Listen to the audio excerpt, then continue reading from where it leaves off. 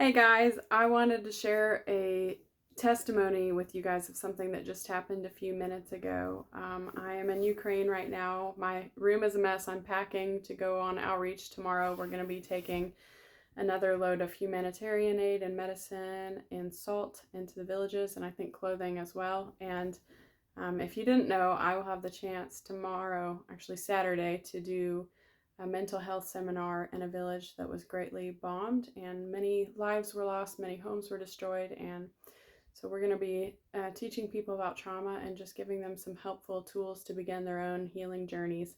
Anyways, I was walking to the grocery store to get some food for this trip, and I brought my friend Arina with me to translate because in order to get food at the grocery store, you sometimes have to interact with people, and obviously I don't speak Ukrainian. So Arina was with me, and she was a huge blessing because I would not have been able to get food otherwise. But when we were walking back to the house, we were on the side of the road, and this elderly woman, we would call her a babushka, like a grandma, she came walking out of her yard, and she stopped us.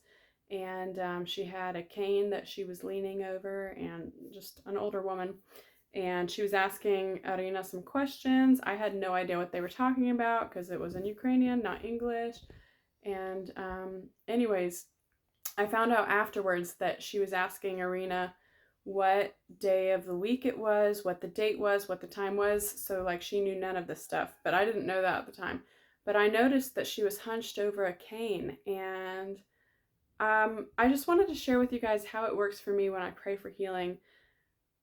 There's no like voice from heaven that says pray for this person. Usually what happens is I just see a physical need, and my eyes were just drawn to her cane, and so I knew she needed healing. I had no idea what they were talking about, but I whispered to Arina, hey, I want to pray for her, she has trouble walking.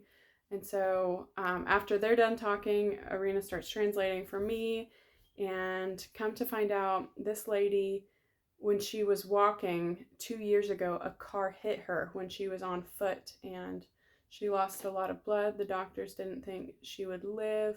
And since then, she's had horrible pain in her back and her arms and her feet, just all over her whole body. And she couldn't bend over. Like, she just had permanent injury from this car accident. And because of that, she's had limited mobility, which means she hasn't really been able to go to the grocery store as much or go to church or, just things that are normal part of life.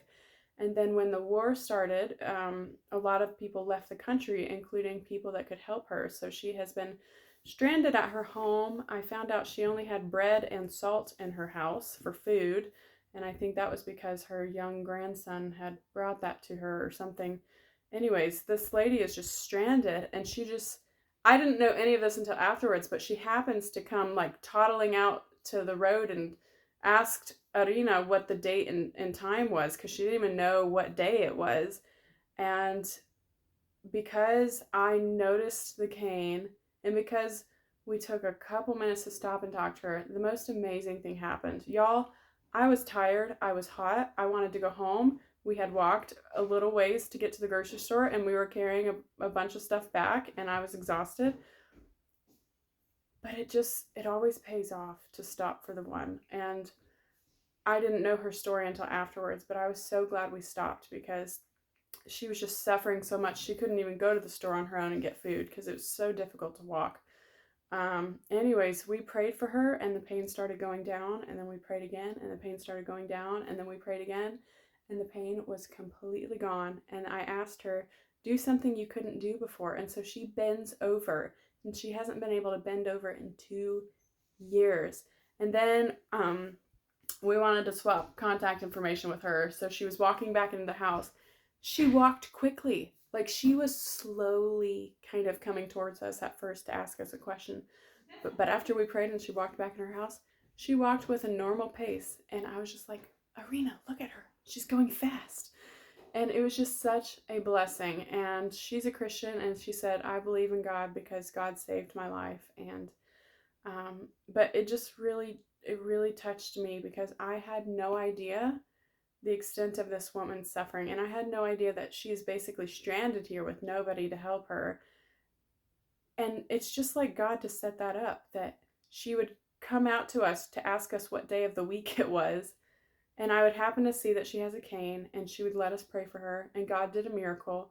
And now she can walk to the grocery store on her own. I mean, I pray that God sends people to help her, but with a lot of people having evacuated, there's just not as many people around right now to do that kind of stuff. But I still believe God will send people like us to help her. So I wanted to share that with you. Her name is Olya. In English, it would be Olga. And yeah, I'm just celebrating because God totally healed her from all of the trauma to her body that was caused by a car hitting her 2 years ago that almost killed her. And now she is A-okay. So praise Jesus.